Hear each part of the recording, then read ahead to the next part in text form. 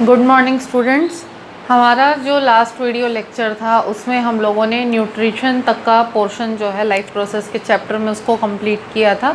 ठीक है, न्यूट्रिशन वाले टॉपिक के बेसिस पे हमारा भी एक टेस्ट हो चुका है।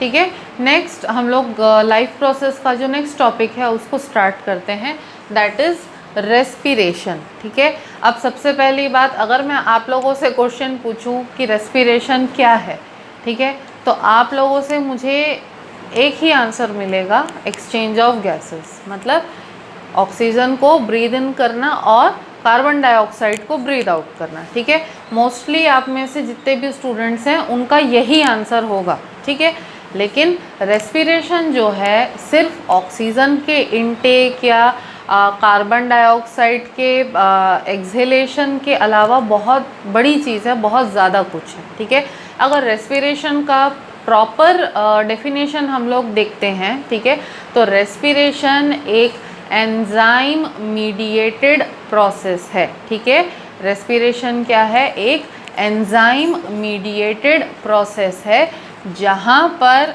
जो फूड सब्सटेंसेस होते हैं उनका कंप्लीट ब्रेकडाउन होता है to release energy in the form of ATP. ठीक है, again I am repeating, respiration जो है एक एंजाइम मीडिएटेड कैटाबॉलिक प्रोसेस है, जहाँ पर फूड मटेरियल्स जो होते हैं उनका कंप्लीट कंबस्चन या कंप्लीट ब्रेकडाउन होता है। एज अ रिज़ल्ट क्या होगा? एनर्जी प्रोड्यूस होगी इन द फॉर्म ऑफ एटीपी। ठीक है, इस पूरे प्रोसेस में हम लोग क्या कहते हैं? इस पूरे प्रोसेस में जो है मैंने आपको बताया कि कॉम्प्लेक्स प्रोसेस होता है और बहुत सारी चीज़ें, बहुत सारे फेजेस और बहुत सारे स्टेप्स जो हैं वो इन्वॉल्व्ड होते हैं। ठीक है, अब यहाँ पर जो मैंने आप लोगों को क्या बताया था कि जो फूड मटेरियल होता है उसका ब्रेकडाउन होता है। ठीक है, अब फूड मटेरियल हमारे लिए क्या होते हैं? न्यूट्रिएंट्स होते हैं, carbohydrate, fat, protein, vitamins, minerals, बहुत सारे हमारे पास न्यूट्रिएंट्स होते हैं। तो इन सभी न्यूट्रिएंट्स में से जो highest amount of energy provide करने वाला न्यूट्रिएंट है, दैट न्यूट्रिएंट इज़ कार्बोहाइड्रेट। तो कार्बोहाइड्रेट्स जो होते हैं, या ये कहना चाहिए हमको कि शुगर्स जो होते हैं, शुगर से हमको हाईएस्ट अमाउंट ऑफ एनर्जी जो है वो मिलती है। ठीक है, तो यहाँ पर रेस्पिरेशन के प्रोसेस में कार्बोहाइड्रेट या शुगर जो होते हैं, सिंपल शुगर्स जो होते हैं, उनका कंप्लीट ब्रेकडाउन होता है, कंप्लीट कंबस्चन होता है, और उनके कंबस्चन होने से बहुत ह्यूज अमाउंट में एनर्जी जो है प्रोड्यूस होती है, और ये एनर्जी जो है एटीपी के फॉर्म में हमारे बॉडी में प्रोड्यूस होती है और फ्यूचर के यूज़ के लिए स्टोर होती है। ठीक है, तो वो सब्सटेंस, ठीक है, वो सब्सटेंस जिसका कंबस्चन या जिसका ब्रेक डाउन होता है, वो सब्सटेंस हमारे बॉडी में होता है ग्लूकोज। ठीक है, तो ग्लूकोज जो होता है, ग्लूकोज के कंप्लीट ब्रेकडाउन से क्या होगा? हमारे बॉडी में एनर्जी प्रोड्यूस होगी। ठीक है, तो ऐसा सब्सटेंस जिसके ब्रेक डाउन से या जिसके कंबस्चन से हमारे बॉडी में एनर्जी प्रोड्यूस होती है, ऐसे सब्सटेंस को हम क्या कहते हैं? Respiratory substrate. ऐसे सब्सटेंस को हम क्या कहते हैं? Respiratory substrate. ठीक है, तो इस चैप्टर में जो है हम लोग ये जो टर्म है रेस्पायरेटरी सबस्ट्रेट, इसको मल्टीपल टाइम्स यूज़ करेंगे। तो रेस्पायरेटरी सबस्ट्रेट कहने का मतलब क्या है? रेस्पायरेटरी सबस्ट्रेट वो सब्सटेंस है जिसके कंप्लीट कंबस्चन से हमारे बॉडी में एनर्जी प्रोड्यूस होती हो, और हमारे बॉडी के लिए, या ये कहना चाहिए डायरेक्टली अगर मैं बोलूँ, ह्यूमन बॉडी के लिए रेस्पायरेटरी सबस्ट्रेट क्या है? ह्यूमन बॉडी का जो रेस्पायरेटरी सबस्ट्रेट है दैट इज़ ग्लूकोज। ठीक है, अब ये जो पूरा प्रोसेस होता है एंजाइम मीडिएटेड होता है। ठीक है, और क्योंकि इस प्रोसेस में एनर्जी प्रोड्यूस होती है और हमारी बॉडी से जो है एक्स्ट्रा एनर्जी रिलीज़ भी होती है, ठीक है, इसलिए इस प्रोसेस को हम लोग एक्सर्गोनिक प्रोसेस भी बोलते हैं। एक्सर्गोनिक प्रोसेस मतलब ऐसा प्रोसेस जहाँ पे एनर्जी जो है बॉडी से रिलीज होती हो, ठीक है। तो एक्सर्गोनिक प्रोसेस होता है, एंजाइम मीडिएटेड प्रोसेस होता है, जहाँ पे रेस्पिरेटरी सबस्ट्रेट यानी कि ग्लूकोज का कंप्लीट कंबशन होता है to produce energy in the form of ATP, ठीक है। तो जो मैंने आप लोगों से इनिशियली पूछा था कि रेस्पिरेशन का मीनिंग क्या है, तो जनरली सभी लोग जो है आंसर यही देते हैं कि ऑक्सीजन को इनटेक करना और कार्बन डाइऑक्साइड जो है उसको गिव अप करना, उसको बॉडी के बाहर निकालना, ये रेस्पिरेशन है, ठीक है। लेकिन रेस्पिरेशन जो है एक्चुअली 2 प्रोसेसेस होते हैं जिनका मिक्सचर होता है, ठीक है। लाइक यहाँ पे मैंने लिखा है कि रेस्पिरेशन जो है वो 2 तरीके के प्रोसेस का कॉम्बिनेशन है। पहला प्रोसेस है ब्रीदिंग और दूसरा प्रोसेस क्या है, सेल्यूलर रेस्पिरेशन, ठीक है। अब ब्रीदिंग का क्या मतलब है? ब्रीदिंग का मतलब होता है सिंपली हम लोग का सांस अंदर लेना और सांस को बाहर छोड़ना, that is known as breathing. To take in oxygen and to give out carbon dioxide, ठीक है। तो ये जो प्रोसेस होता है ऑक्सीजन को लेने का अंदर और कार्बन डाइऑक्साइड को बाहर छोड़ने का, इस सिंपल प्रोसेस को हम लोग कहते हैं ब्रीदिंग, ठीक है।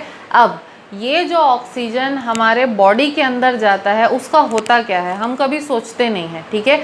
ऑक्सीजन जो है हमारे बॉडी के अंदर जाने के बाद हमारे बॉडी के ईच एंड एवरी सेल में जाता है, ईच एंड एवरी सेल तक जो है ऑक्सीजन जाता है, और हर इंडिविजुअल सेल के अंदर ऑक्सीजन की हेल्प से जब ग्लूकोज का कंप्लीट ब्रेकडाउन होता है तब उस प्रोसेस को हम लोग कहते हैं सेल्यूलर रेस्पिरेशन, ठीक है। ब्रीदिंग कौन सा प्रोसेस है? ब्रीदिंग ऑक्सीजन को अंदर लेने का और कार्बन डाइऑक्साइड को बाहर छोड़ने का प्रोसेस है, सिंपल सा प्रोसेस है, ठीक है। अब उस ऑक्सीजन का होता क्या है, ये जो ऑक्सीजन है ये हमारे बॉडी के ईच एंड एवरी सेल के अंदर जाता है और हर सेल के अंदर जा करके क्या करता है, ग्लूकोज का कंप्लीट ब्रेकडाउन करता है, ठीक है। तो ग्लूकोज का जब कंप्लीट ब्रेकडाउन होता है, रेस्पिरेटरी सबस्ट्रेट का जब कंप्लीट ब्रेकडाउन होता है, तो उससे फाइनली क्या प्रोड्यूस होती है, एनर्जी प्रोड्यूस होती है एटीपी के फॉर्म में, ठीक है।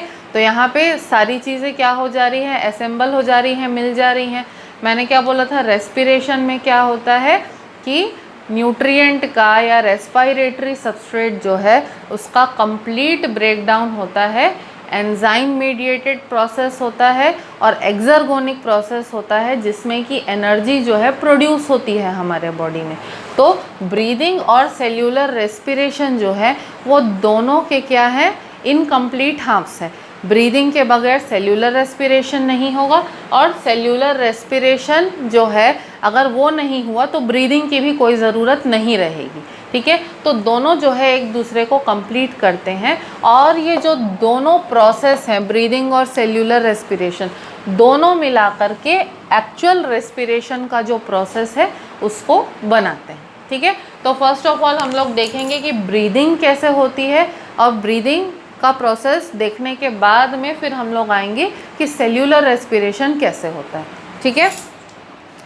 अगर हम लोग ब्रीदिंग के प्रोसेस पे जाएं तो ब्रीदिंग का जो प्रोसेस होता है वो हर ऑर्गेनिज्म में डिफरेंट टाइप्स का हो सकता है, ठीक है। क्यों? क्योंकि हर ऑर्गेनिज्म जो है उसमें उसका जो बॉडी ऑर्गेनाइजेशन होता है वो डिफरेंट होता है, ठीक है। जैसे कि प्लांट्स है, प्लांट्स में वेल डेवलप्ड ऑर्गन सिस्टम नहीं होता है, ठीक है, लेकिन फिर भी उनके अंदर भी तो एक्सचेंज ऑफ गैसेस होते हैं। तो प्लांट के अंदर में जो ब्रीदिंग या जो एक्सचेंज ऑफ गैसेस होता है वो कैसे होता है, वो होता है स्टोमेटा के हेल्प से। हम लोगों ने सभी ने प्रीवियस क्लासेस में पढ़ा है कि प्लांट्स में स्टोमेटा नाम के छोटे पोर्स होते हैं। कहाँ पर होते हैं? जो प्लांट की लीव्स होती हैं, लीफ का जो लोअर सरफेस होता है, जो सरफेस लीफ का नीचे होता है, तो लीफ के लोअर सरफेस पे इस तरीके के छोटे छोटे पोर्स हमको देखने के लिए मिलेंगे। ये जो पोर्स होते हैं, these pores are known as the stomata. तो स्टोमेटा के हेल्प से जो है प्लांट्स के अंदर एक्सचेंज ऑफ गैसेस होता है।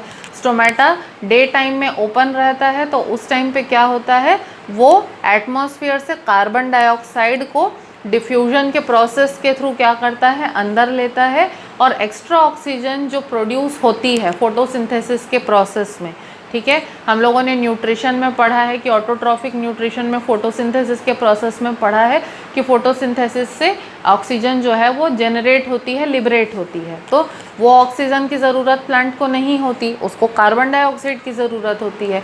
तो फोटोसिंथेसिस के बाद जो एक्स्ट्रा ऑक्सीजन बनता है वो स्टोमेटा के थ्रू ही डिफ्यूजन के प्रोसेस के हेल्प से बाहर निकल जाता है, ठीक है। तो प्लांट में भी क्या हो रहा है, ब्रीदिंग हो रही है, एक्सचेंज ऑफ गैसेस हो रहा है।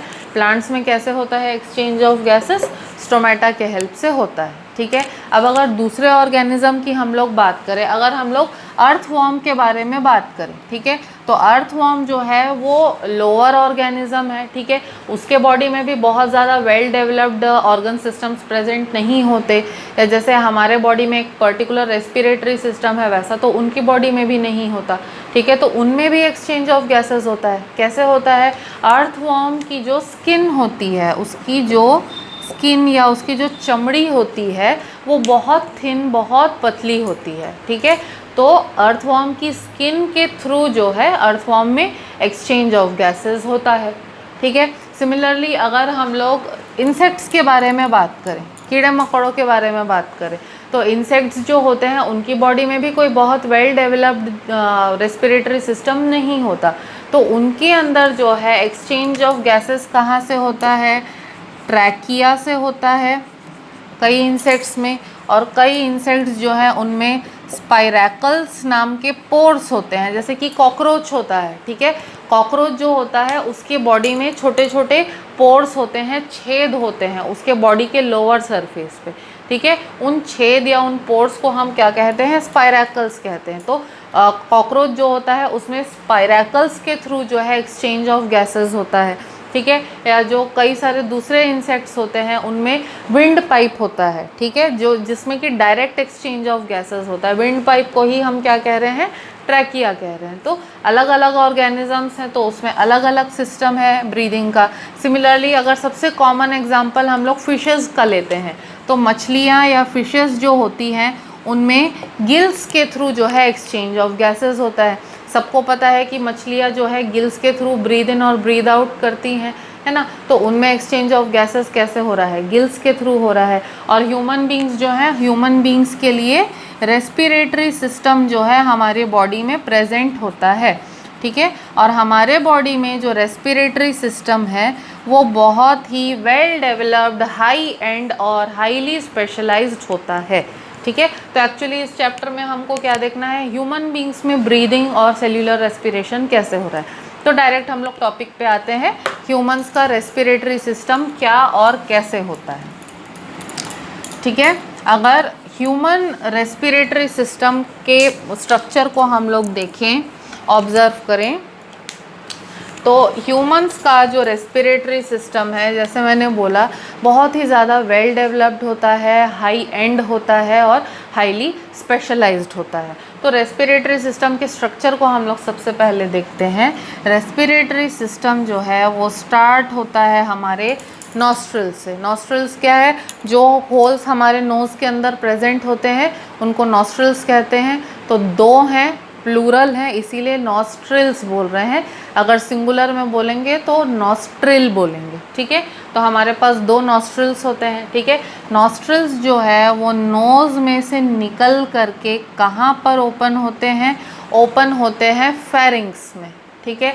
अब फेरिंक्स कौन सी चिड़िया का नाम है, पिछले चैप्टर में हम लोगों ने पढ़ा था कि हमारा जो माउथ है, ठीक है, हमारा जो माउथ है और हमारा जो नेज़ल पैसेज है यानी कि हमारे जो नॉस्ट्रिल्स हैं वो दोनों आकर के एक कॉमन पॉइंट पे जुड़ते हैं, ठीक है। तो ये जो कॉमन पॉइंट होता है, this common point is known as the pharynx. ये जो कॉमन पॉइंट है जहाँ पे नेज़ल पैसेज भी आके जुड़ रहा है और माउथ भी आकर के हमारी जो बक्कल कैविटी है वो भी आके जुड़ रही है, वो क्या हो जाता है, फेरिंक्स, ठीक है। तो first part of the respiratory system is the pharynx, ठीक है।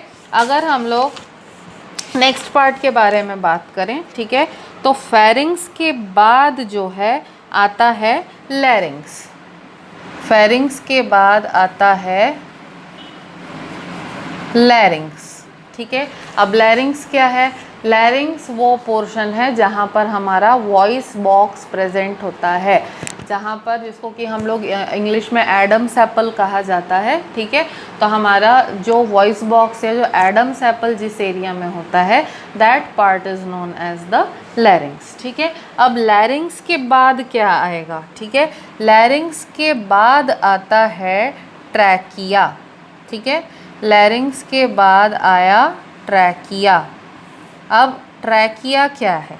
ठीक है, ट्रैकिया वो पार्ट है जहाँ पर से हमारा जो विंड पाइप है, ठीक है, ट्रैकिया वो पार्ट है जहाँ पर से हमारा विंड पाइप जो है वो ओरिजिनेट होता है। अब विंड पाइप क्या है? विंड पाइप वो पाइप है जो हमारे ब्रीद इन किए हुए एयर को लंग्स तक लेके जाने का काम करता है, ठीक है। ट्रैकिया क्या है? वो पार्ट है जहाँ पर से विंड पाइप ओरिजिनेट होता है और विंड पाइप जो है अंदर लिए हुए एयर को लंग्स तक लेके जाने का काम करता है, ठीक है। तो this part over here, this is the trachea, ठीक है। ट्रैकिया जो है वो एक लंबा पाइप के जैसा स्ट्रक्चर होता है, थोड़े देर तक ऐसे ही इलोंगेट होता है और कुछ समय के बाद जो है ये ब्रांच आउट हो जाता है इस तरीके से। इसमें दो ब्रांचेस निकल आती हैं, एक ब्रांच जो है वो लेफ़्ट साइड चले जाएगा और एक जो ब्रांच है वो कहाँ चले जाएगा? राइट साइड चले जाएगा, ठीक है। अब ये जो ब्रांचेस निकलती हैं, इन ब्रांचेस को हम कहते हैं ब्रोंकाई, ठीक है। इन ब्रांचेस को क्या कहते हैं हम लोग? ब्रोंकाई, ठीक है। अब ये जो ब्रोंकाई है, इस ब्रोंकाई, ये जो ब्रोंकाई है ये कहाँ एंटर करती है?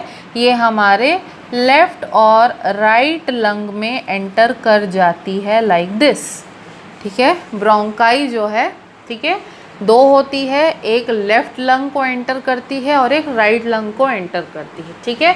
उसके बाद क्या होता है? लंग्स में एंटर करने के बाद क्या होता है? ये जो ब्रोंकाई होते हैं इनमें बहुत ज़्यादा ब्रांचिंग हो जाती है, लाइक दिस। बहुत हैवी ब्रांचिंग जो है ये ब्रोंकाई में बन जाती है, लाइक दिस,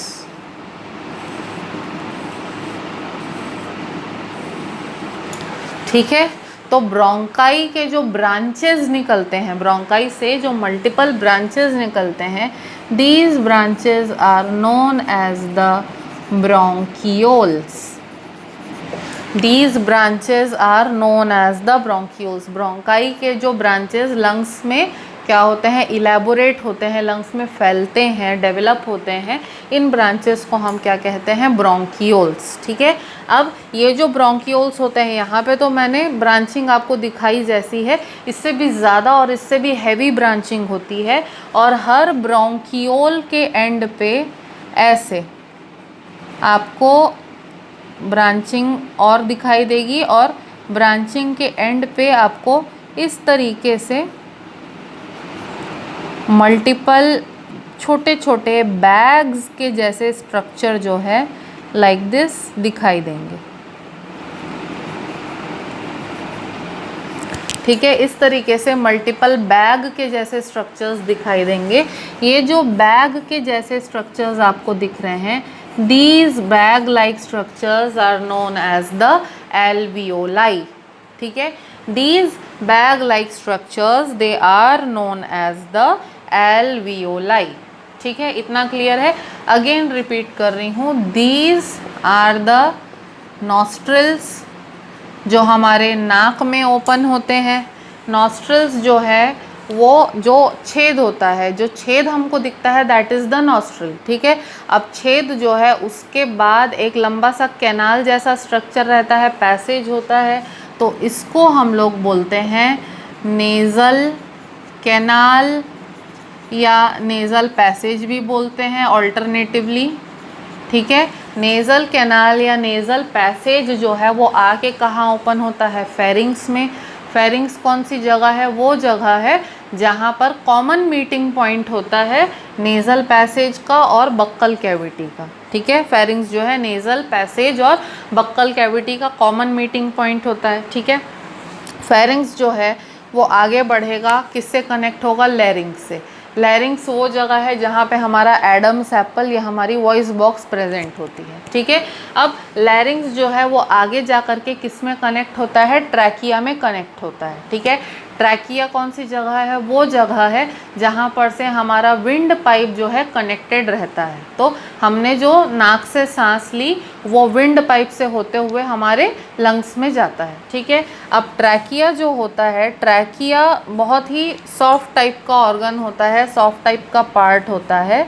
तो ट्रैकिया जो है उसमें इस तरीके से विंड पाइप के चारों तरफ, ठीक है, ट्रैकिया में विंड पाइप के चारों तरफ जो है कार्टिलेजिनस रिंग्स होती हैं। क्या होती हैं, कार्टिलेजिनस रिंग्स। ये जो कार्टिलेजिनस रिंग्स होती हैं ये क्या करती हैं, विंड पाइप को सपोर्ट तो प्रोवाइड करती है, मतलब जो जितने प्रेशर से हम लोग सांस अंदर लेते हैं उस वजह से विंड पाइप जो है वो कोलैप्स हो सकती है, टूट सकती है, ठीक है।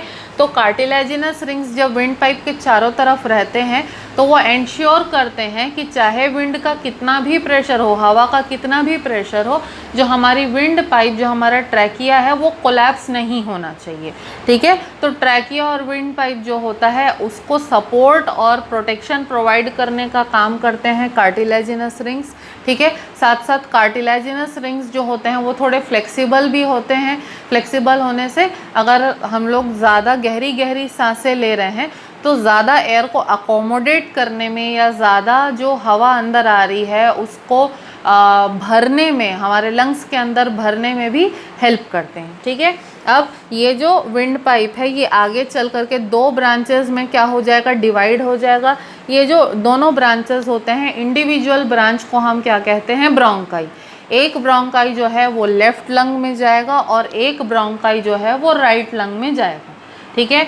लंग्स में एंटर करने के बाद में ब्रोंकाई जो होता है उसकी फर्दर ब्रांचिंग हो जाती है, बहुत हैवी ब्रांचिंग होती है। इन ब्रांचेस को हम कहते हैं ब्रोंकियोल्स। और ब्रोंकियोल्स जो हैं वो कहाँ टर्मिनेट होते हैं, ऐसे छोटे बैग के जैसे स्ट्रक्चर में टर्मिनेट होते हैं। ये जो छोटे बैग के जैसे स्ट्रक्चर्स होते हैं इनको हम कहते हैं एल्वियोलाई, ठीक है। अब एल्वियोलाई एक्चुअल वो जगह है जहाँ पे ऑक्सीजन और कार्बन डाइऑक्साइड का एक्सचेंज हमारी बॉडी में होता है। तो एक्चुअल गैसियस एक्सचेंज हमारी बॉडी में जो होता है वो कहाँ पर होता है, एल्वियोलाई में होता है, ठीक है। अब ये जो पूरा प्रोसेस होता है, ठीक है, इसमें हेल्प करने के लिए एक मसल प्रेजेंट होता है हमारे लंग्स के जस्ट नीचे। एक मसल प्रेजेंट होता है जो कि हमारे को ब्रीद इन और ब्रीद आउट करने में हेल्प करता है बाय क्रिएटिंग वैक्यूम। ये कौन सा मसल होता है, this muscle is known as the diaphragm. Okay, this muscle is known as the diaphragm, ठीक है। तो डायाफ्राम जो है वो कॉन्ट्रैक्ट कर सकता है, रिलैक्स कर सकता है और उसके कॉन्ट्रैक्शन और रिलैक्सेशन की वजह से we can breathe in and breathe out. तो मैकेनिज़्म क्या होता है ब्रीदिंग का, उसको मैं आप लोगों को बहुत अच्छे से, बहुत क्लियरली समझाऊंगी, ठीक है। I think this much is clear to you, ठीक है।